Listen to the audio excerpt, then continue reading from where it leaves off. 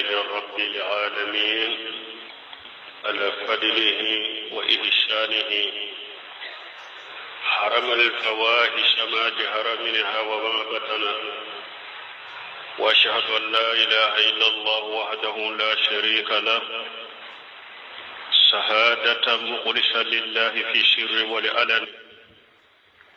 وأشهد أن محمدا عبده ورسوله ترك أمته على بيداء لا يزيغ عنها إلا من فتن، صلى الله عليه وعلى آله وأصحابه الذين تمسكوا بهديه فعدوا الفرائض والسنن وتجنبوا المحارم ما جهر منه وما بطن، وسلم تسليما كثيرا. أما بعد أيها الناس اتقوا الله تعالى واحذروا المآسي،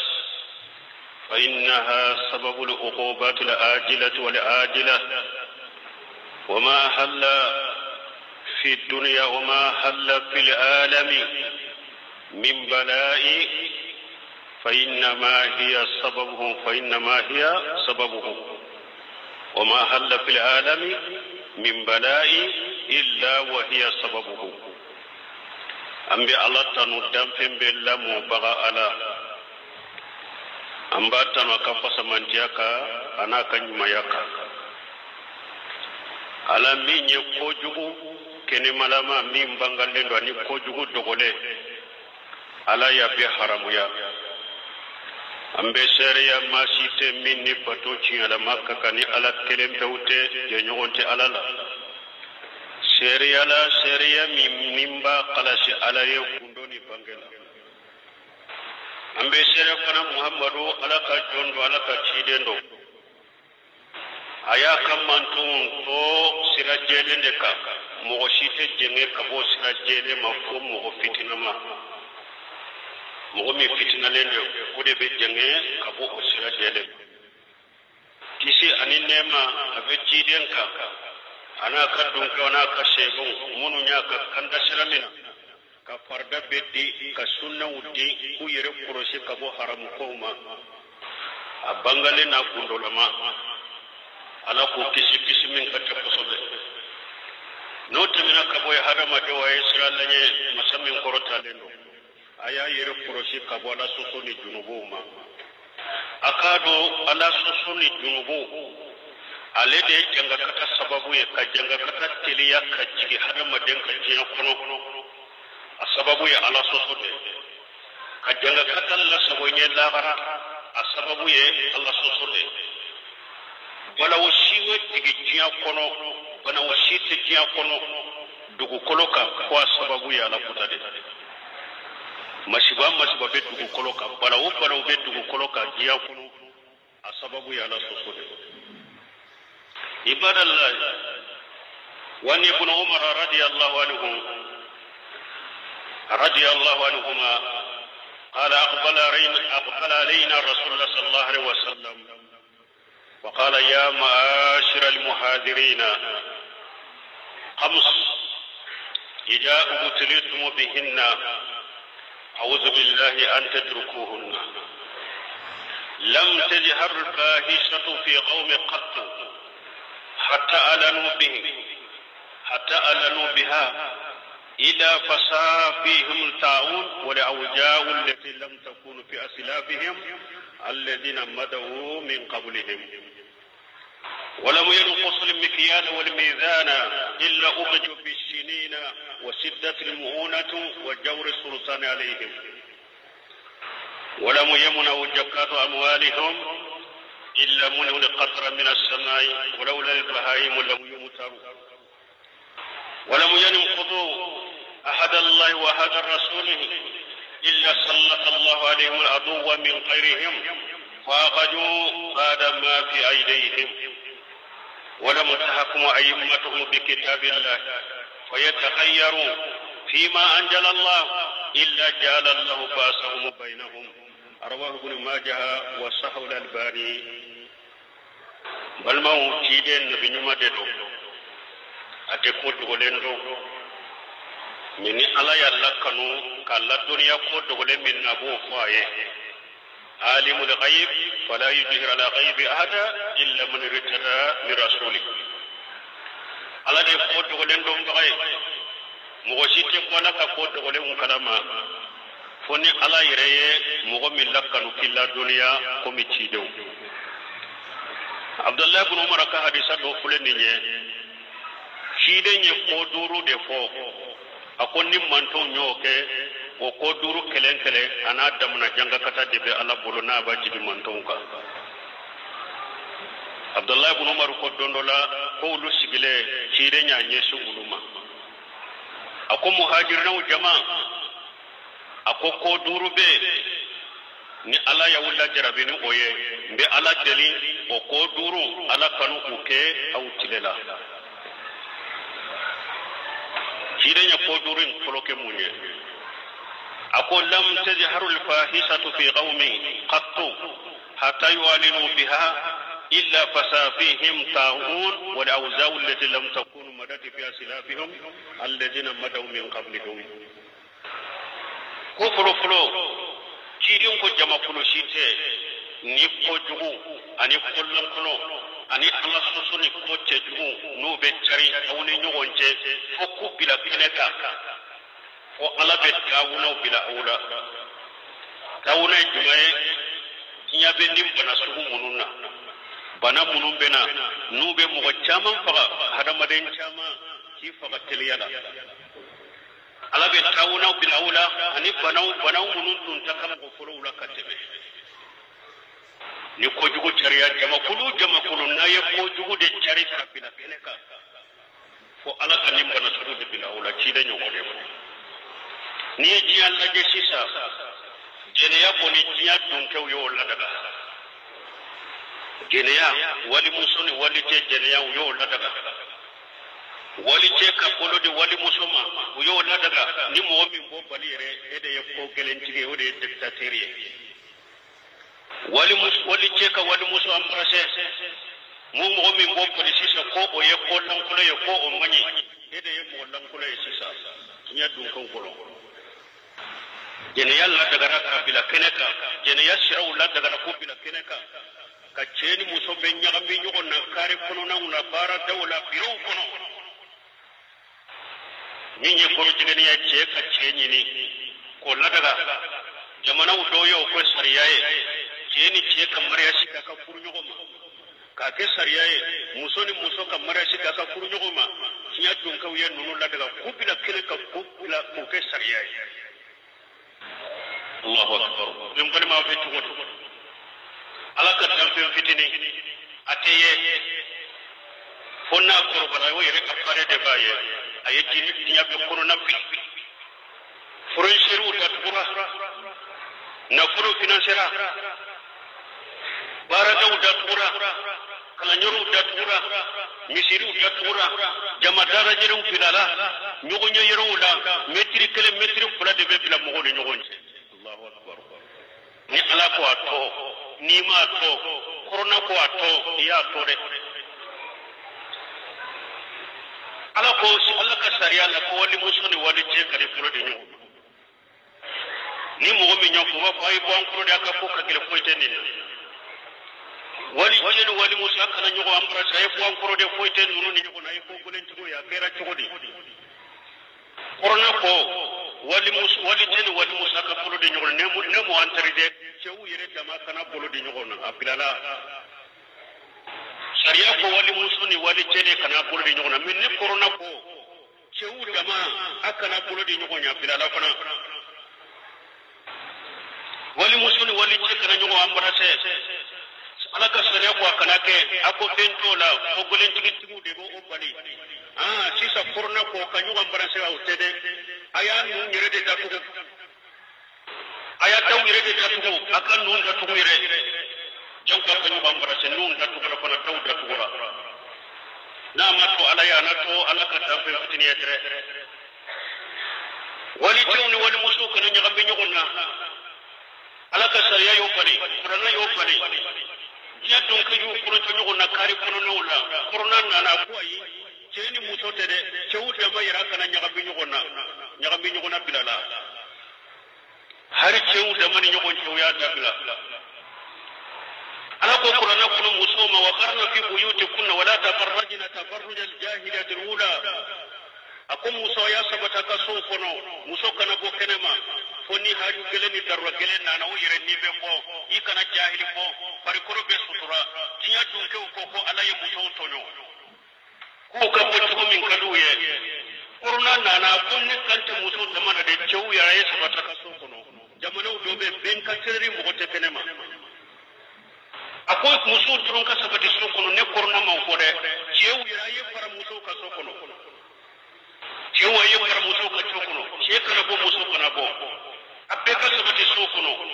akera ministru de ba bo jamana kono ka declare jamana masaka yere de ba bo ka declare be ka to ka sokuno ben ka tere mo kana bo Allahu akbar nama to ala ya na to ala ka dan fitine wa ma ya'lamu junud rabbika illa huwa wa ma hiya illa dhikra lil basar mo sitala ka tele bolo do ni ala yirete ninti fo ye kolo ni nye wajulu de hada madunye ni nye wajulu de hada madunye aye cheni muso ya gereje ni wula da ce ka ce ni muso ka se ni muso ni kawire ke ala yetu ko kolo ka ce ce ko muri hada madun abai ko di sisa bana fitini fi corona filila misiru ya tura kala nyoro bilal har islamu yere hakili tiyana mogo malaka tele bancha kala ka tawhid kala bi hakili ci yana misiru la metri kelen de tawa e mogo kelen kelen ni ngon te misiru so la metri fura la hawla wala quwwata illa billah donc ala ko yenni ko foro ko ni ni jide nya ko ko de sapno akoko juni kolon na chariya jama kulu chela ko awya bila keneka ala benni bana sugu de bilawula abe bana bilala bana mun tunta kam ko foro ciidañi hadisa min ko jiya dun ko bokuno sista afulana ciiden ko ولم ينقص المكيال والميزان إلا أخرج بالسنين وسدة المهونة وجور السلطان عليهم على كل ما كل شيء نو بميزان ونقص ككيلو نقص كسملكو نقص وأنا أقول لا جرب لي جنك كسر جنك كتقول كلو سنجل ما بوسو seneketun tunya ni hari ni sanjin na ni seneketun na ala bina ni tinyali tunye to na da ya tinya de ntumu na da ya seneketun tinya de kono na da ya seneketun tinya de illa urju bisinina sangele mo ko usro ni nyafolo e fulana wasitatu muuna minu shogo be keleya maro be keleya du fe usro be keleya minu shogo be keleya ni fulana ala bu la jarbiru kono ko buluka asabana wa jawru sultan alaihim ala be masakau birula masakau butonyo ko ka hakimu na kapone juduka sunitile mi janu na gasile sumale fi na gasile o fenin janga kata saballa se jama kuluma ka sangele mo na shauma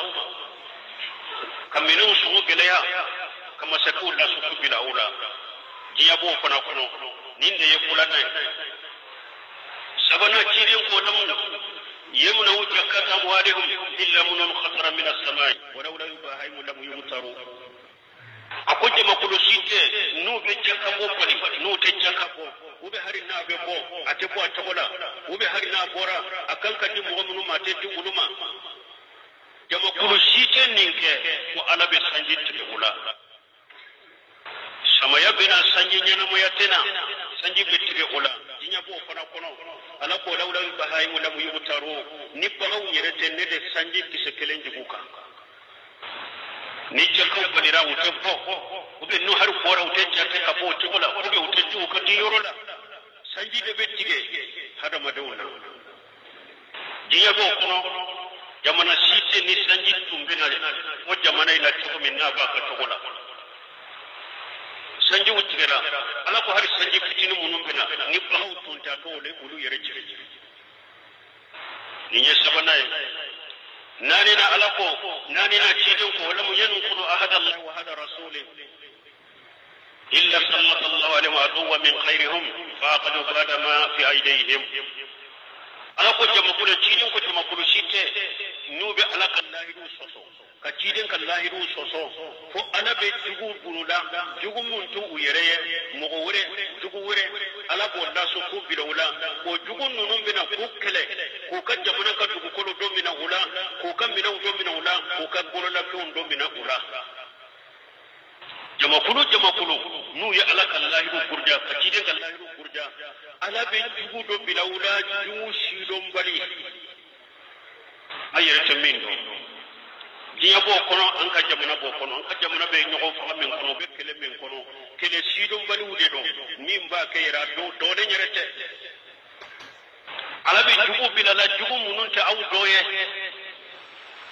ubaka jugu kono yoro do min awla ubaka bolla ko do min awla o fana diya bo kono aduruna ya munye cidin ko wala mutahkum ayyamatu bi kitabillah wa yataghayyaru fi ma anzala Allah illa jala Allah basahum bainahum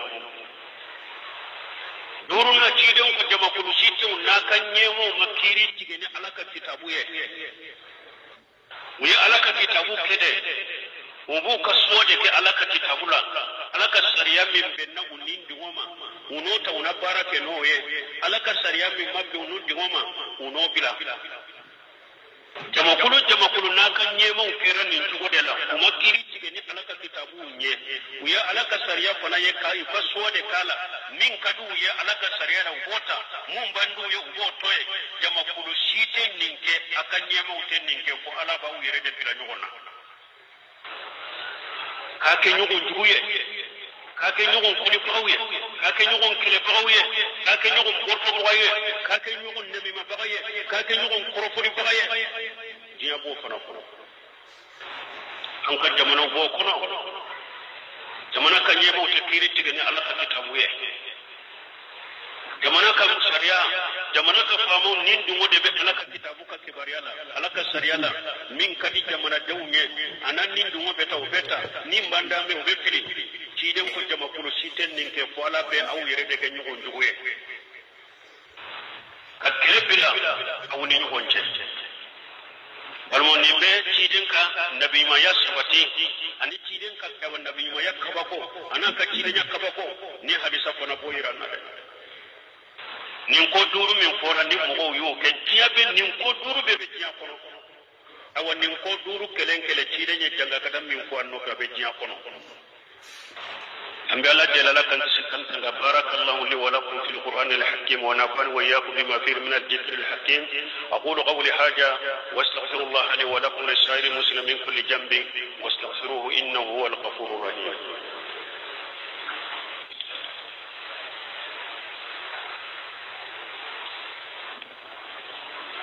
الحمد لله رب العالمين والصلاة والسلام على نبينا محمد وعلى آله وأصحابه وسلم تسليما كثيرا. أما بعد، قال تعالى: ولقد رسلنا إلى أمم من قبلك فأخذناهم بالبأساء والضراء لعلهم يضرؤون. وقال تعالى: وما أرسلنا في قرية من نبي إلا أخذنا أهلها بالبأساء والضراء لعلهم يضرؤون. balima ko muno sisa ni jiabu kono mimba nye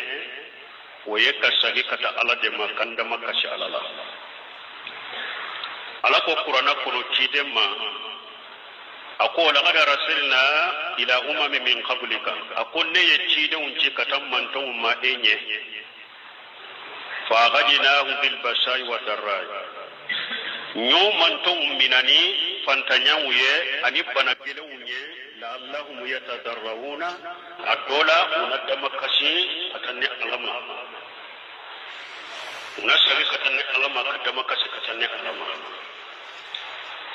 آية ورقر على قوما رسلنا في قرية من نبي أقوى علما دقوشي سني علي النبي مجي أما إلا أخذنا أهلها بالبأساء والضراء لعلهم يضرعون. فو أيودهم مؤمنا ni fantanya gelewuye ani bana gelewuye adola ulu dama kasi kasa donc hada madambe ko min kono silama be ko min kono an kan da maka sikata ala de maka tubi kata ala ali ibn abi talib ko ako ma anzala balahu illa min dhanbi wala yurfa illa bi tawba ako bala usima digi dugu koroka fo junubu de ya jiki ako foite balaw fana korota ka bo dugu koloka ni tumuti balaw jigina dugu koloka junubu de kera sababu e kaji foita korota fana ni tumuti donc jiya an ka sagi kata ala de ma an ka tubi kata alama afulana ambe min fo mo wiye Allah la yarfa'u al-bala'u bil bid'ah ni hada madon nan kono na fi da to an ka do ka fudde gon banka balawu banka yele yau banka hada madon kana bato do kiriye uyereye ko ulubo bato suute ka balawu nyoni mo godde guna to ikore na fi na to kana bato do kiriye iyereye kibo de dina kono ko ibo bato inge ka balawu nyoni ala tabbara wuyo ne bidiya yada cidin fa na ko man amila amala laysa alayhi amruna fa huwa radd akoni mugo ni yabara ke ne cidi min nyamar yabara min nay ka bara bisima abe munu me rejo soso ni ndoma sinay na an ka arakan kula salli alaye kala dali akan nimbalu korota ni ndoma sinay na an ka su alaye ala ka baro korta ka bonka ndinno masina nan ka paranyon ka korona jige baro ka korta ka bonka ndinno masina nan ka paranyon ka astaghfirullah foke nim baro ka nyone ka bonka hada madon ki yere ko so mate bala wuto nyini ni bidiya ide an ka do huje fata bun yamani ko ako kullu ibadatu لم يتعبدوها أشهاب رسول الله صلى الله عليه وسلم فلا يتعبدوها فإن الأول لم يدعوا للآخر مخالا وجيب كتب اليماني كو أقوك وطوكو نجيدين كسيبو ما على بطنوه بطوكو نجيدين كسيبو مؤمن كوكي بطوك على بطنوه أو كان على بطنوه ako folo mogo ma pento ama kumato laba mogo bolo de folo mogo ama kumato laba mogo bolo shego ma foito nim balo munu nyogo na fulen ni nye nim balo munu fulen ni nim bala munu fulen ni nye ninta folo e ninte kuraye nunu na nyogo na temena shego tilela mi amasabati ku yudda mana sallike akama amasabati ku yadda mana kurna jibike amma sabati ku yadda mana suke akama amma sabati ku da mana faranjurun ka kabaru foke ka sarfa foke amma sabati da don ko hada madan ku yoro ko so wala ko so be nin ko inale galon chaman fura erje so kale bidiya chaman fura erje so kale kurafati chaman fura erje so kale taw hada madan ku yoro ko bidiya te se ka balawu wuli bal bidiya yere de balawuye bidiya yere jati de ale de balawuye ciden ko de yere de kajuguna beye bidiya kajuguni ni banayinya fa inna ghayra al hadith kitabullah wa ghayra al hadi hadi muhammad wa sharra al umur muhaddathatuha wa kullu muhaddathatu bid'a wa kullu bid'atu dalala wa kullu dalalatu fin nar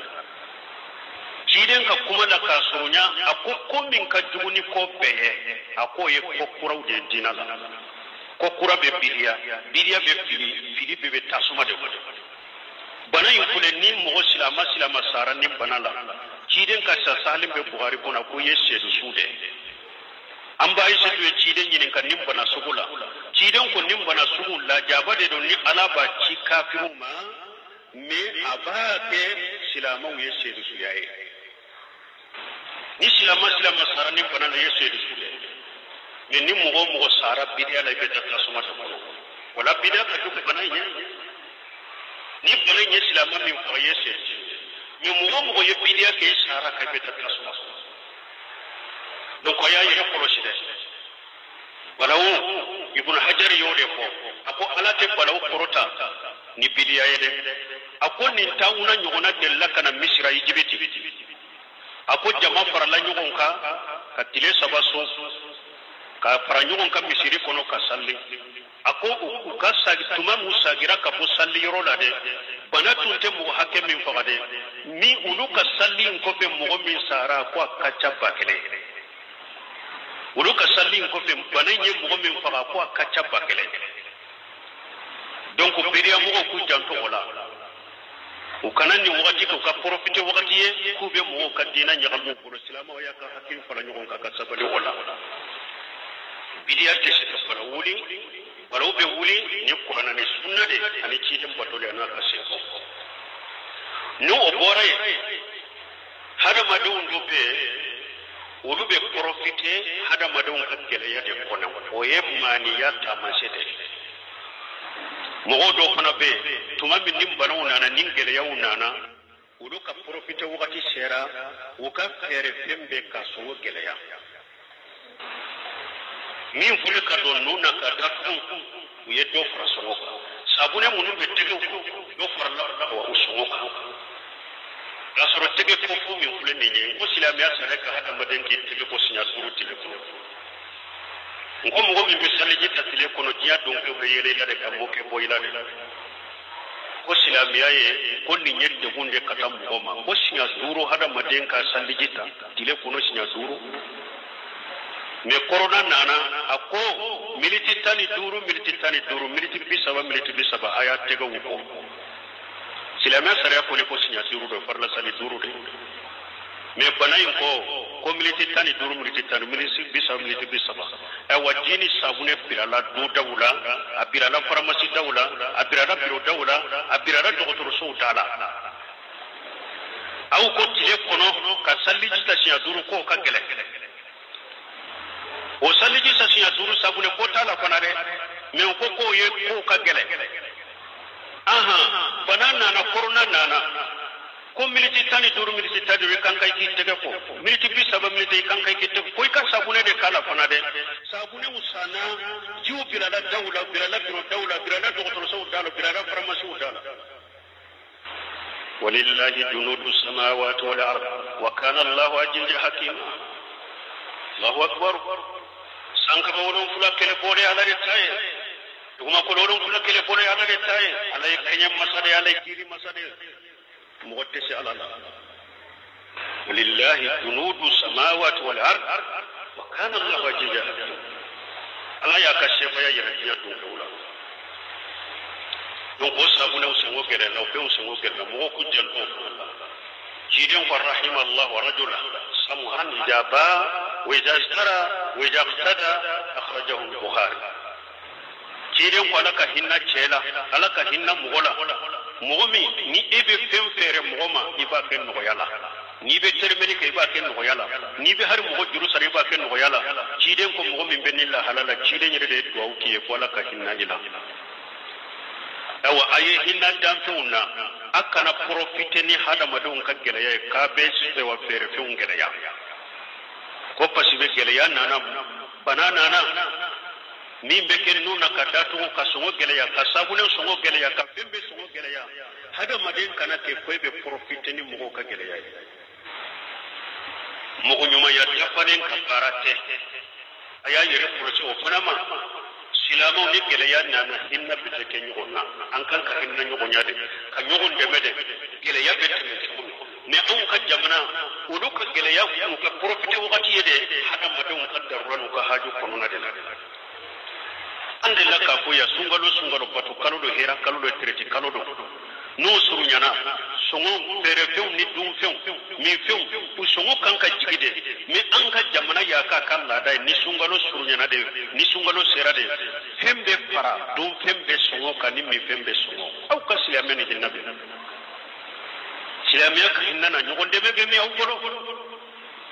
alaka hakini manda mambali ma